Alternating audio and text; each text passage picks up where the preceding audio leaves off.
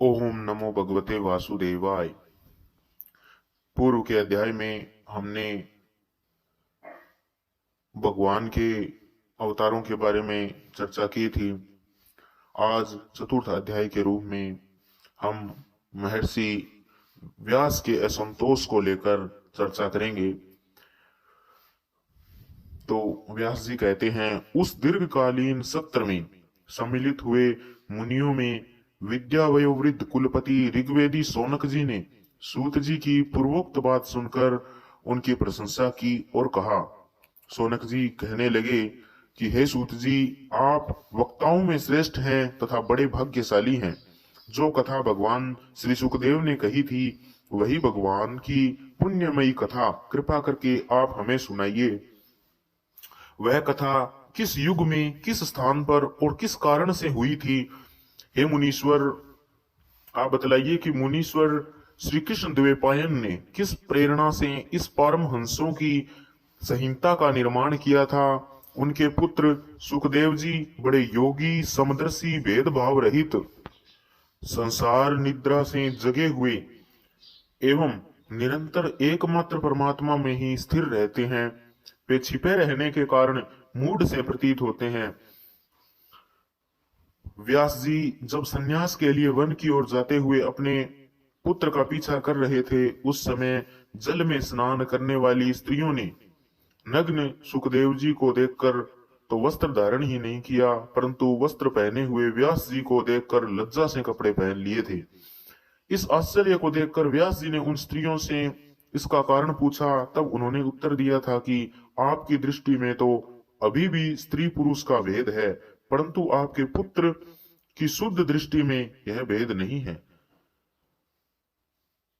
कुरु जंगल देश में पहुंचकर हस्तिनापुर में वे पागल, गूंगे तथा जड़ के समान विचरते होंगे।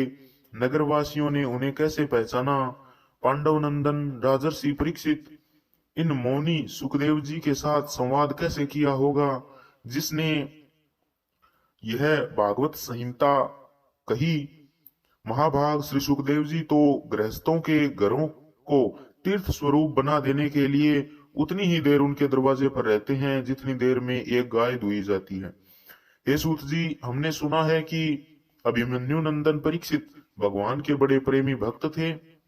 उनके अत्यंत आश्चर्यमय जन्म और कर्मों का भी वर्णन हमें बतलाइए। वे तो पांडव वंश के गौरव बढ़ाने वाले सम्राट थे। वे भला किस कारण से साम्राज्य लक्ष्मी का परित्याग करके गंगा तट पर मृत्यु पर्यंत अनशन का व्रत लेकर बैठे थे? हमें बतलाइए। शत्रुगण अपने भले के लिए बहुत सा धन लाकर उनके चरणों में रखने की चौकी को नमस्कार करते थे। वे एक वीर युवक थे। उन्होंने उस दुस्तज्य लक्ष्मी को अपने प्राणों के साथ भला क्यों त्याग देने की इच्छा की? जिन लोगों का जीवन भगवान के आश्रित है, वे तो संसार के परम कल्याण, अभ्युदय और समृद्धि के लिए ही अपना जीवन धारण करते हैं। उसमें उनका अपना कोई स्वार्थ नहीं होता। उनका शरीर तो दूसरों के हित के लिए होता है। उन्होंने विरक्त होकर उसका परित्याग क्यों किया था? वेदवाणी को छोड़कर अन्य समस्त शास्त्रों के आप पारदर्शी विद्वान हैं। हे सूत जी, इसलिए इस समय जो कुछ हमने आपसे पूछा है वह सब कृपा करके हमें बतलाइए। तब सूत जी कहने लगते हैं कि इस वर्तमान चतुर्युगी के तीसरे युग द्वापर में महर्षि पराशर के द्वारा वसु कन्या सत्यवती के गर्भ से श्री भगवान कलावतार योगीराज व्यास जी का जन्म हुआ।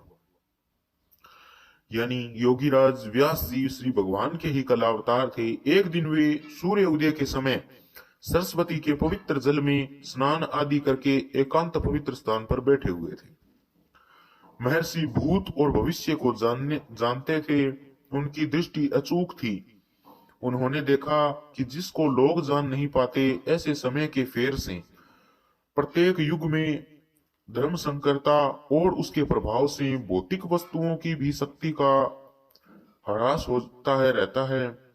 संसार के लोग श्रद्धाहीन और शक्ति रहित हो जाते हैं।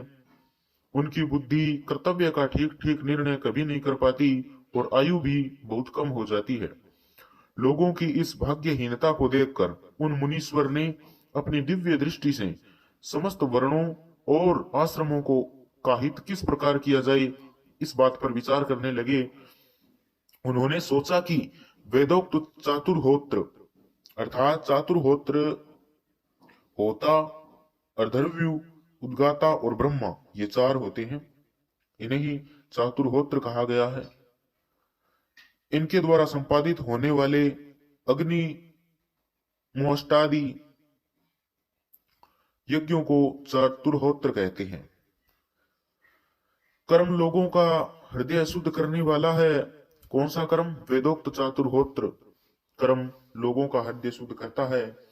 इस दृष्टि से यज्ञों का विस्तार करने के लिए उन्होंने एक ही वेद के 4 भाग किए। व्यास जी के द्वारा ऋक, यजुः, साम और अथर्व, इन 4 वेदों का उद्धार अर्थात पृथक्करण, वर्गीकरण, क्लासिफिकेशन किया। इतिहास और पुराणों को 5वां वेद कहा जाता है। उनमें से ऋग्वेद के पेल, सामगान के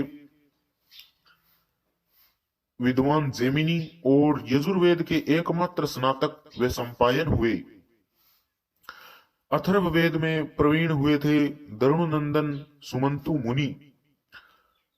एक बार फिर से सुनिए, यानी कि उन शास्त्रों के पारंगत यानी ऋग्वेद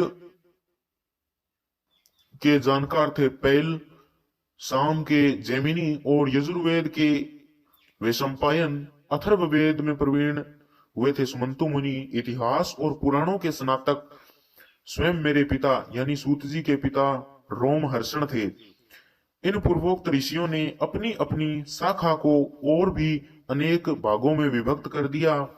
इस प्रकार शिष्य प्रशिष्य और उनके शिष्यों द्वारा वेदों की बहुत सी शाखाएं बन गई।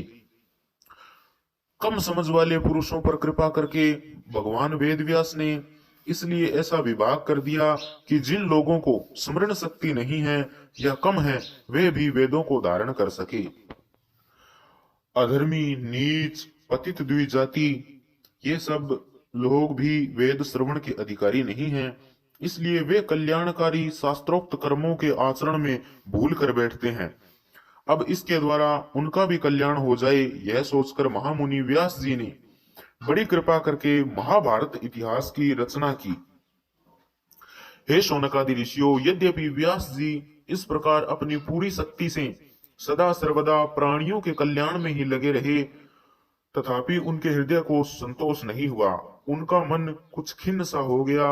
सरस्वती नदी के पवित्र तट पर एकांत में बैठकर धर्मवेत्ता व्यास जी मन ही मन विचार करते हुए कहने लगे कि मैंने निष्कपट भाव से ब्रह्मचर्य आदि व्रतों का पालन करते हुए वेद, गुरुजन और अग्नियों का सम्मान किया है और उनकी आज्ञा का पालन भी किया है। महाभारत की रचना के बहाने मैंने वेद के अर्थों को खोल दिया, जिससे स्त्री, शूद्र आदि सभी अपने अपने धर्म कर्म का ज्ञान प्राप्त कर सकें। यद्यपि मैंने ब्रह्म तेज से संपन्न एवं समर्थ हूं, तथापि मेरा हृदय कुछ अपूर्ण काम सा जान पड़ता है। अर्थात वे इस प्रकार सोचते हैं कि मैं ब्रह्म तेज से संपन्न और समर्थ होने के बाद भी मेरा हृदय अपूर्ण काम सा जान पड़ता है। अवश्य ही अब तक मैंने भगवान को प्राप्त कराने वाले धर्मों का प्रायः निरूपण नहीं किया है। वे ही धर्म परमहंसों को प्रिय है और वे ही भगवान को भी प्रिय है। हो न हो मेरी अपूर्णता का यही कारण है। श्री कृष्ण द्वैपायन व्यास इस प्रकार अपने को अपूर्ण सा मानकर जब खिन्न हो रहे थे, उसी समय पूर्वोक्त आश्रम पर देवर्षि नारद आ पहुंचे। उनको आया देख व्यास जी तुरंत खड़े हुए। उन्होंने देवताओं के द्वारा सम्मान योग्य देवर्षि नारद की विधि पूर्वक पूजा की। आगे की चर्चा हम 5वें अध्याय में भगवान के यश कीर्तन की महिमा और देवर्षि नारद जी का पूर्व चरित्र के रूप में करेंगे। आज के लिए इतना ही। इति श्रीमद्भागवते महापुराणे पारमहंस्यायां संहितायां प्रथमस्कन्धे नैमिषोपाख्याने चतुर्थो अध्याय संपूर्ण। हरि ओम तत्सत्।